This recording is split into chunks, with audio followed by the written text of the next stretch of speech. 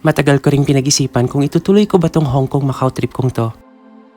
I had asked some friends who might want to come with me but obviously no one really made it. Siguro, takot lang talaga ako mag-isa. Technically, this was my first solo trip abroad and the what-ifs just kept playing in my head.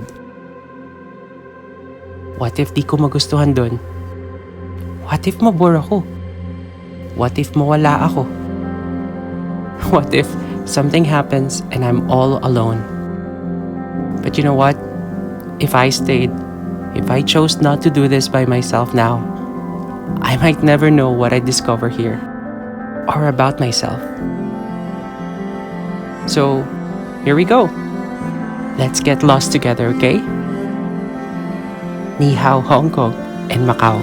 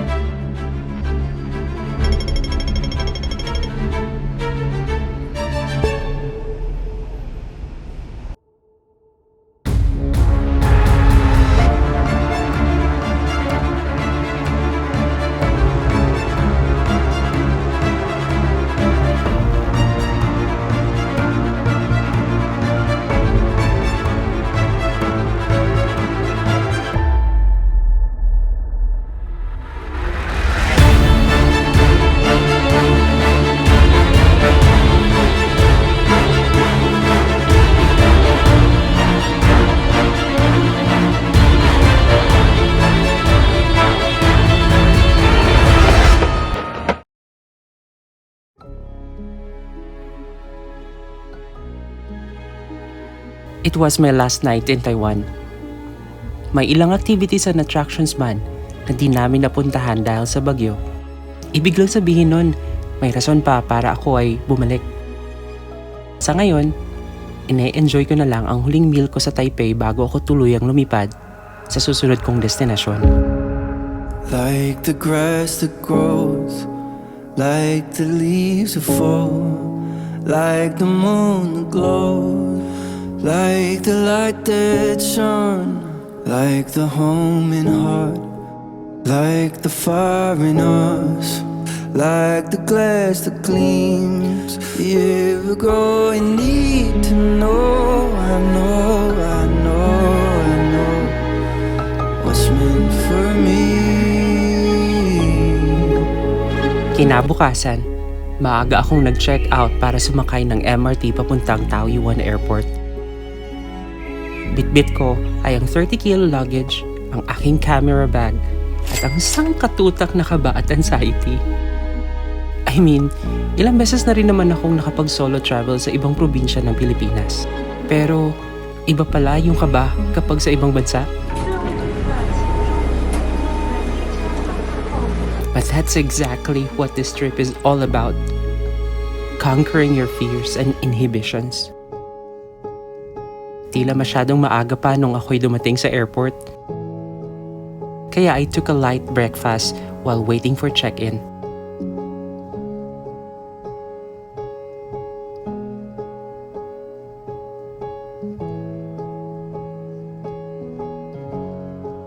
Kalaunan, nag-drop ng luggage at naghintay sa boarding gate. There's a northern star where you are, that I follow.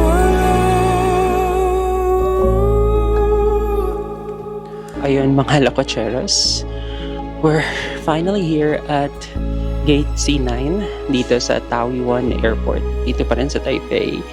And maaga akong umalis sa aking hostel. Ayun, hinihintay ko na lang na mag-board kami sa plane. And obviously, as the title suggests, I'm going to Hong Kong. And I'm going solo. Di nagtagal. Thank you. I know there's a place for me. I know there's a place for me.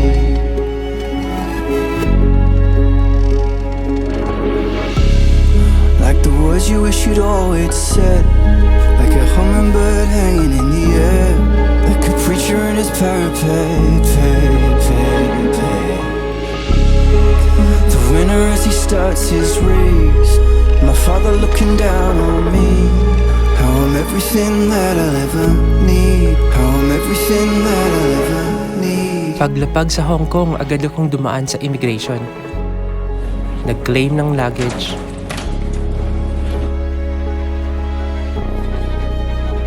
At nag-withdraw ng cash gamit ang aking GoTime card.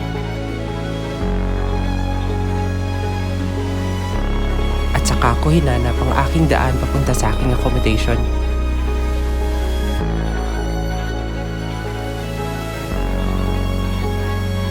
Ayon sa aking research, ang A21 bus raw ang pinakamurang paraan para makarating ng Tsim Sha Tsui. So mga Lococheros, finally we arrived at Hong Kong. Actually kanina pa, medyo natagalan ako sa paghanap ng cloak para i-claim ang octopus card. Almost an hour and 30 minutes ako nasa loob ng airport.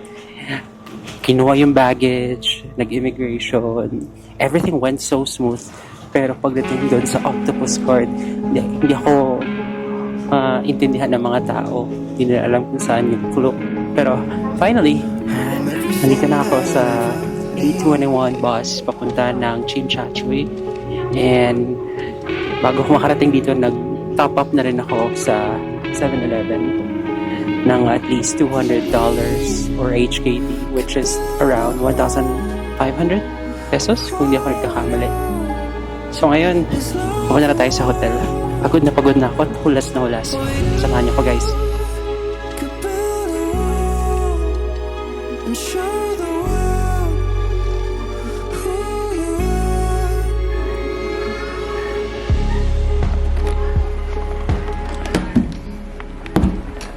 Mga Lococheros, we're now here in Hong Kong.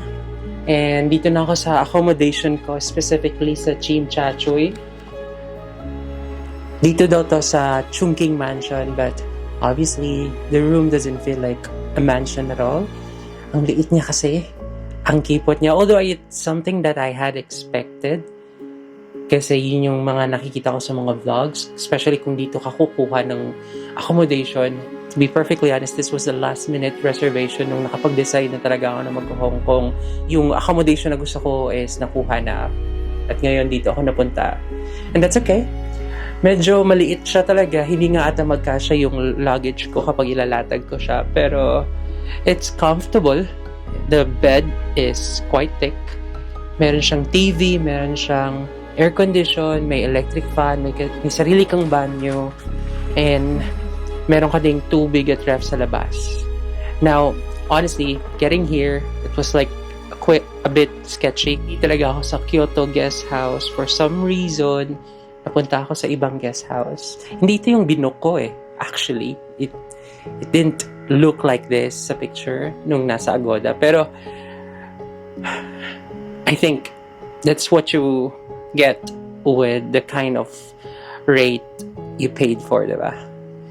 So, siguro I cannot complain anymore kasi wala man ako magagawa. Pangalawa, matutulog lang naman ako dito. So, pwede na. Charge for experience.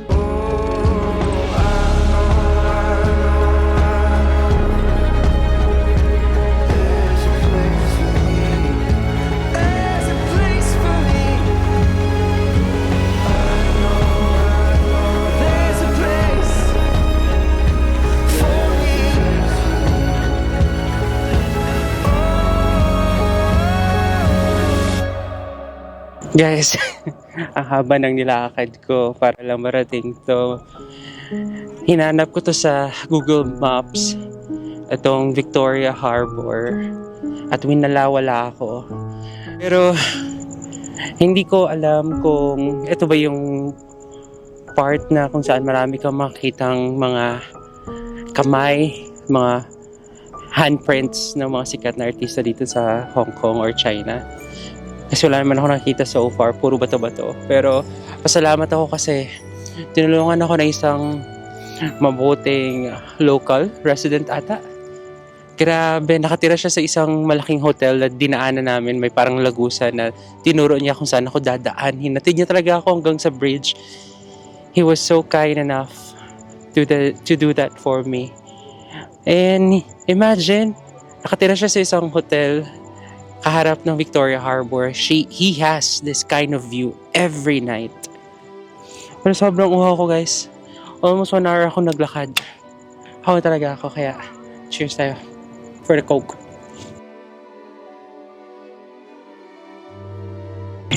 So naghihintay lang tayo ng Symphony of Lights.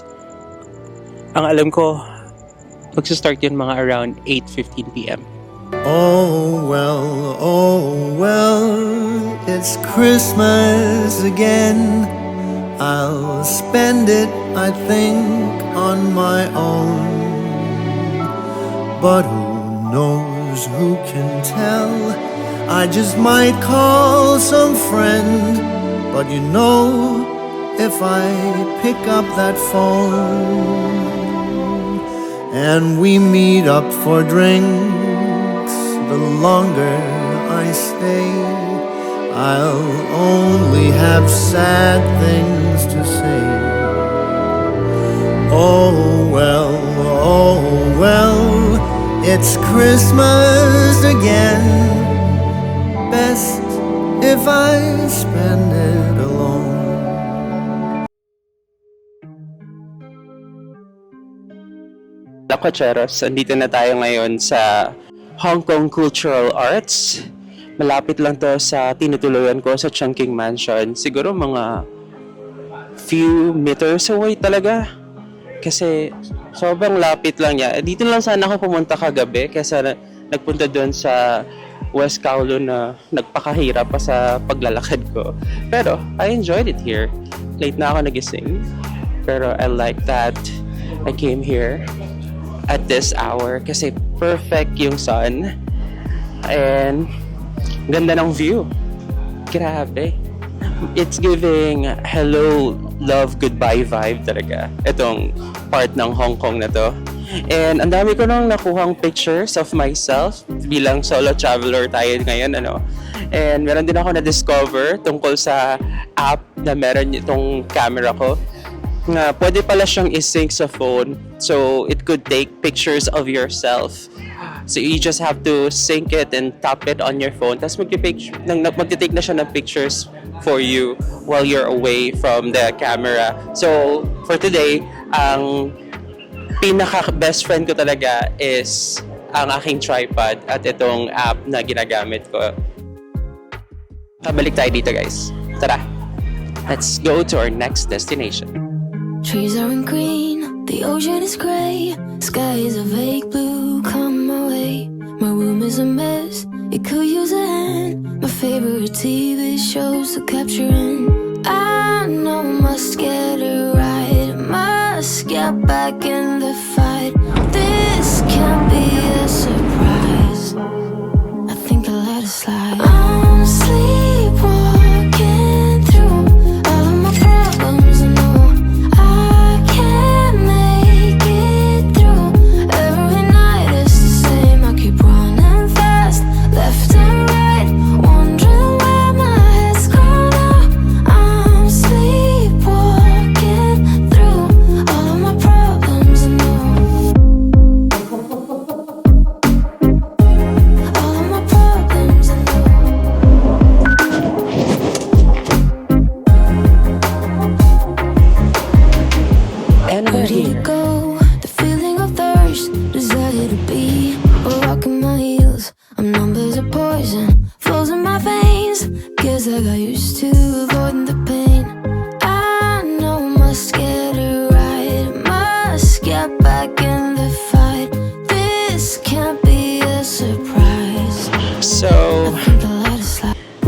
na itong ginagawa ko guys, pero titingnan ako ng ibang mga tao dito. Napapansin ko sa mga locals, hindi ko sure kung locals yung iba or iba talagang turista lang na mukhang in-check din.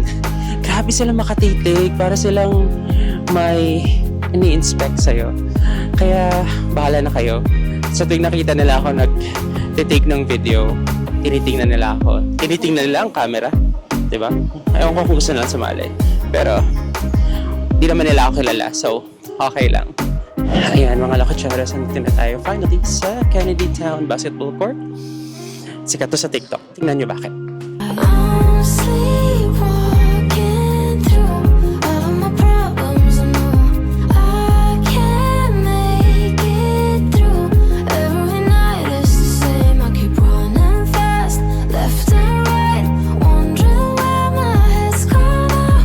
I'm sleepwalking through all of my problems. I know. So, ayun na nga guys. Nandito na tayo sa Ladies Market dito sa Mongkok Street. At unang station pa lang, first store sa pagpasok ko dito, nabudol na ako agad ng mga keychain na binibenta sa akin for 100 HKD na dapat is 6 pieces pero natawaran ko for 8 pieces. So, that's like less than 100 pesos per piece, diba? Hindi ako sure kung nakamura ako or baka nabudol ako. Pero I think naparami-rami ang bili ko. Ang dami niya pang mga sinabi na dapat ko pang bilhin para magkaroon ng free. May mga binigay siya, maganda. Maganda rin mga keychains siya. Happy naman ako sa buys ko. Sobrang dami nilang binibenta dito guys. Hindi lang keychains or ref magnets. May mga toys, bags, luggages, t-shirts, cups, hats, kung ano-ano pa. Dapat lang marunong ka talagang tumawad kasi baka magoyo ka, alam mo yun. May mga shoes din pala dito. Ang problema lang, di ako marunong tumawad. Ang bilis ko mag-give in, guys.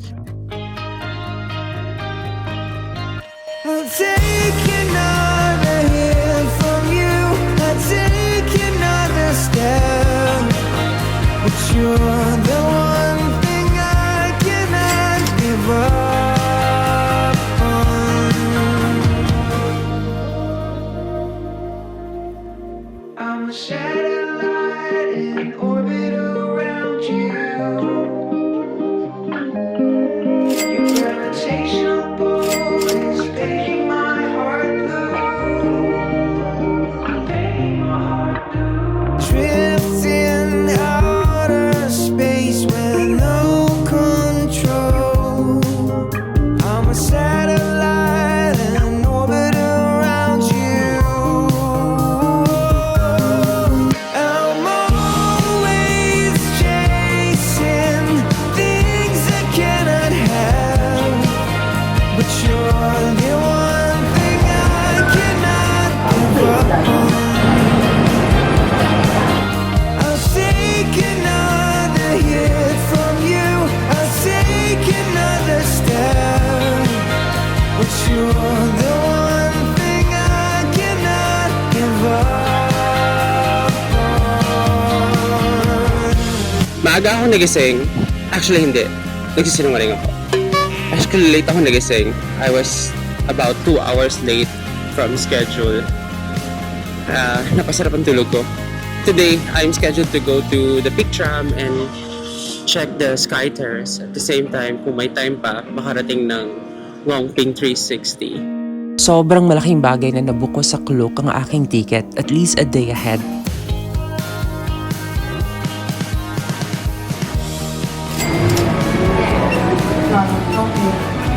So finally guys, I'm here sa Peak Tram. And grabe, ang lapit lang pala niya sa MRT exit station. Kaya agad akong nakapasok at di na pumila para makasakay sa tram.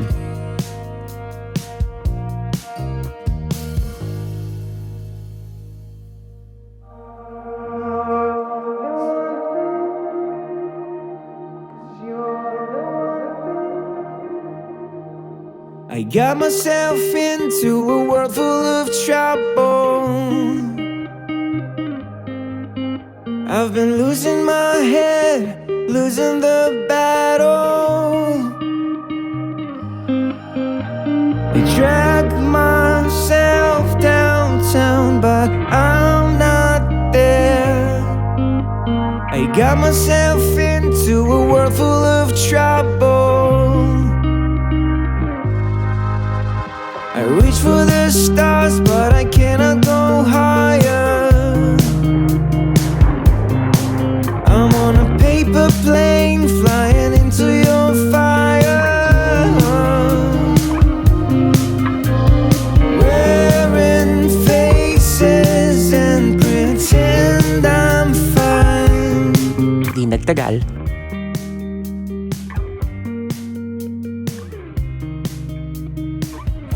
Alright guys, pababa na ako. Galing na akong picture at may mga nakilala ko mga Pinoy. Isa na dito si LZTV. LZTV. Ah, ano ka din? YouTuber ka rin? Wow!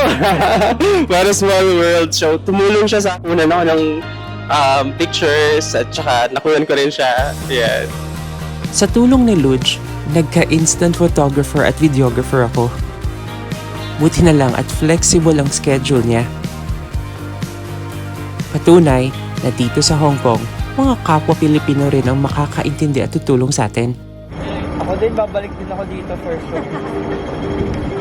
Pagbalik sa Chim Cha Choy, agad kong dinala si Luge sa isa sa mga iconic landmarks ng Hong Kong, ang Avenue of Stars, kung saan makikita ang mga handprints and signatures ng ilang sikat na icons at artists sa Hong Kong tulad ni Bruce Lee at Jet Li. So guys, nandito kami ngayon sa Avenue of Stars. Swerte ako kasi nakilala ko tong si Luge. Sinamahan niya ako sa gala ko. Kasi wala naman pala siyang exact na itinerary today. I'm always chasing things I cannot have, but you're the one thing I cannot give up on. I'll take another hit from you, I'll take another step, but you're the one thing I cannot give up on. You're the one thing, 'cause you're the one thing, 'cause you're the one thing. I had a very early call time the next day. Dahil on my 4th day in Hong Kong, I decided to cross the border. This time, I was heading to the only region in China where gambling is legally allowed, ang Macau. To get there, kinailangan ko munang mag-MTR from Chim Cha Choy to Central.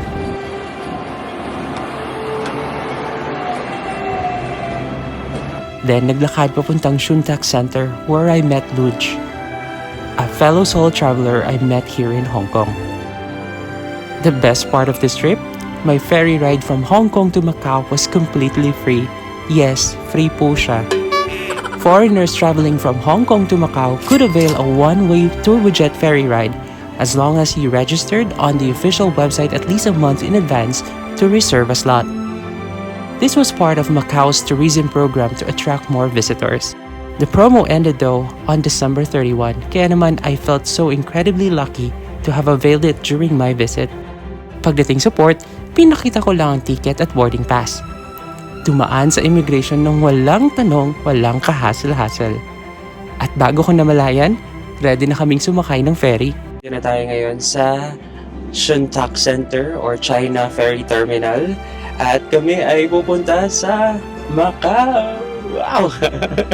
Well, medyo mahaba-haba ang naging lakaran para papunta dito. Sumakay ako ng MTR from Chim Cha Choy, tapos nilakad ko siya hanggang sa mahanap ko yung Shun Tak Center. Medyo nawala ako ng slight, pero maganda naman ang view. Nakita ko yung aking employer sa labas. Nakita ko ang building ko. So, siya naman, guys, galing pa siyang trabaho dahil VA siya. At Lagari, tuloy-tuloy, walang tulog. Nagkape ka na ba? Sa bahay. So pumunta kami, first time namin pareho sa Macau, pero hindi niya kasi alam na meron palang free promo ang Macau from Hong Kong to Macau for those non-residents of Hong Kong and Macau, especially kung hindi ka taga China, pwede mong i-avail yun, and that's valid until December 31st this year. Hindi ko lang sure kung ma-extend siya up to next year. So ano yung gusto mo makita sa Macau? Milk tea. Milk Eh kasi di ba merong Macau Imperial Milk Tea? Ay, oo nga. So gusto ko matikman yung doon mismo galing. Doon magaling yun? Hindi ko alam. Baka. Malay natin, baka makahanap tayo doon. Sige, maghanap na lang din naman ng coffee first. Di nagtagal,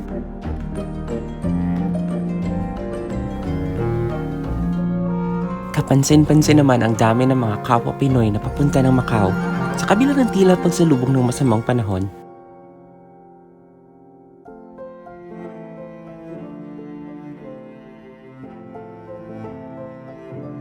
Alright guys, we're now in Macau! Yes, finally. At pagbaba namin sa turbojet. Grabe, ang lamig Nasa 14 degrees na ngayon dito. Hindi ko nga alam kasi kahapon nasa 15 degrees lang sa Hong Kong. Ngayon 14 degrees na, so sobrang lamig. Ang lapit pa namin sa dagat. Tapos, pagbaba is diretso kami sa immigration. Wala namang questions. Diretso lang scan. And then, nag-withdraw kami ng pera sa HSBC. Nag-withdraw ka ng 200 MOP or that's around 1,400 pesos. Kasi di naman kami magtatagal dito. One day tour lang, tapos uuwi lang din mamaya. Kaya sana masulit namin ang trip namin dito. Balita ko, dito daw kapag magbayad ka ng HKD, ang isusukli sa iyo ay MOP. Pero yung MOP mong yan, hindi mo magagamit yan sa Hong Kong. So, magiging remembrance mo na lang yan. Paglabas namin sa Outer Harbor Ferry Terminal, wala kaming sinayang na oras at agad na in-explore ang unang theme park sa Macau. Ang Macau Fisherman's Wharf na replika ng sikat na Colosseum ng Rome. And you know what? It costs us nothing.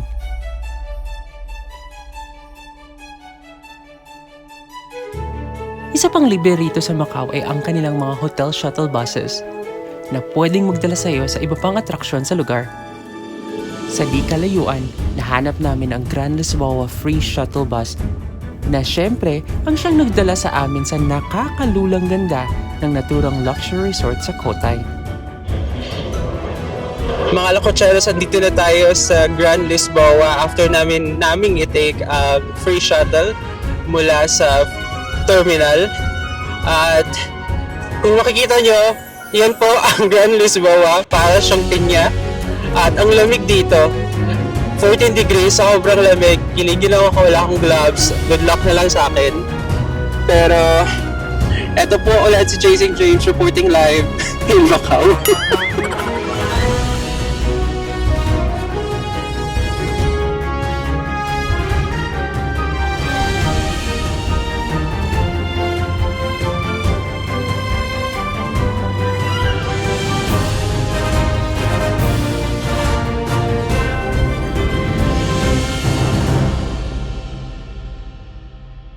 Mula sa Grand Lisboa, nilakad namin ang isa pang sikat na attraction sa Macau, ang Senado Square, kung saan matatagpuan ang historical landmark na the St. Paul Ruins.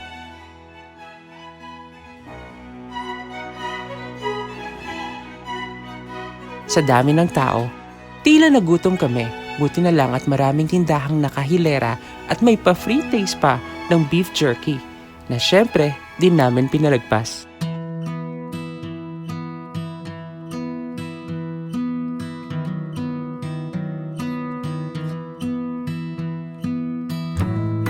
Forget about signs and rules. Oh, the payment and the long, long roads. Yeah.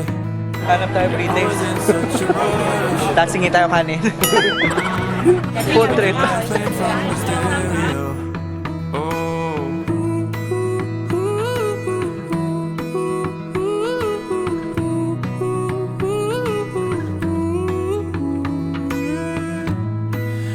it but all alone. And you're always staring at the phone. You need another quick relief. We all need a turn and leave. Oh baby, this time we'll be gone forever. Never in a lifetime will you see us back here again. So come before it's too late. Hurry now, 'cause I can't wait. Let's put on our anthem. We'll be singing all night long, all night long. Oh, oh, oh, oh, oh, oh, oh, oh, oh, oh, oh, yeah. Too many fishes in the stream. Down the boulevard of broken dreams. So we'll make a little change in pace. A minor shift of time and space. Oh baby, this time we'll be gone forever. Never in a lifetime will you see us back here again. So come before it's too late. Hurry now, 'cause I can't wait. Let's put on our anthem. We'll be singing all night long. Oh baby, this time we'll be gone forever. Never in a lifetime will you see us back here again. So come before it's too late. Hurry now, 'cause I can't wait. Let's put on our anthem. We'll be singing all night long, all night long.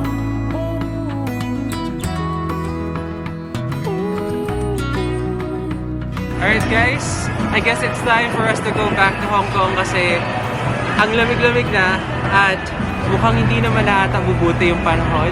Sana bukas mas okay ang weather dito sa Hong Kong at Macau. Pero gaya na sabi ko, masyado nang masama ang panahon, balik na tayo sa Hong Kong. Kaya ngayon maghanap kami ng free shuttle bus going to the Macau port. Tara, samahan niyo kami. Matagal ko ring pinag-isipan kung itutuloy ko ba tong Hong Kong-Macau trip kong to. I had asked some friends who might want to come with me, but obviously, no one really made it. Siguro, takot lang talaga ako mag-isa. Technically, this was my first solo trip abroad, and the what-ifs just kept playing in my head. What if di ko magustuhan dun? What if mabore ako? What if mawala ako? What if something happens and I'm all alone? But you know what? Now that I'm looking back, alam ko na ang kasagutan sa mga tanong ko. Obviously, nagustuhan ko ang Hong Kong at Macau. And there's something about them that makes me want to come back. Siguro, ang pinaghalong modern look while preserving their old ways was a factor.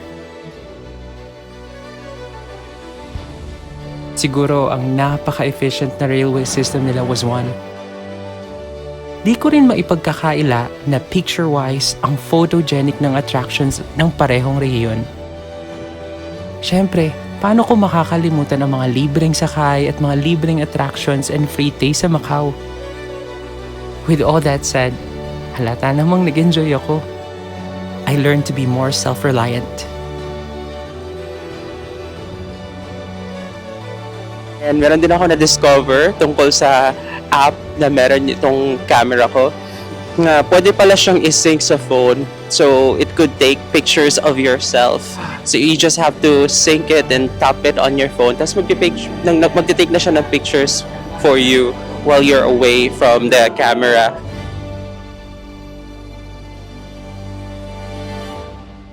Na-realize ko na may mga bagay na di ko madidiscovering mag-isa kung patuloy akong aasa sa iba. At kahit na ito ang first solo trip ko internationally, hindi ako kailanman naging tunay na mag-isa. Lubos akong nagpapasalamat sa mga taong nakilala ko on this journey. 35 na lang. Henry lang binigay niya. Thank you po. Sige na ha. Ma'am, thank you po talaga.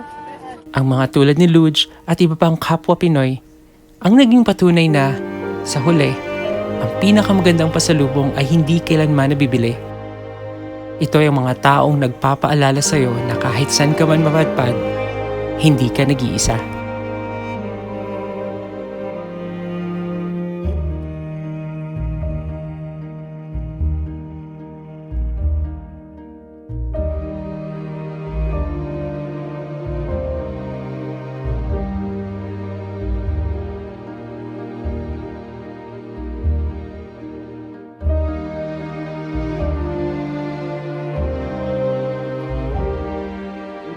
Ang lamig-lamig pero nilabas ko yung jacket. I mean, tinanggal ko yung jacket ko para lang makapagpa-picture with the Mickey Mouse outfit. Wow.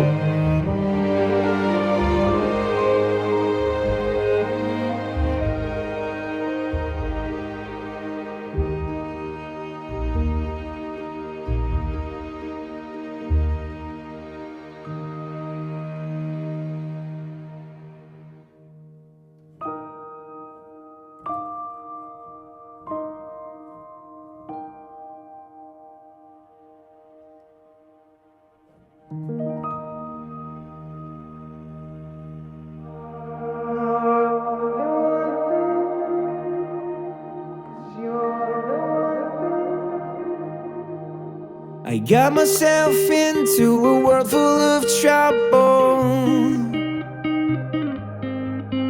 I've been losing my head, losing the battle.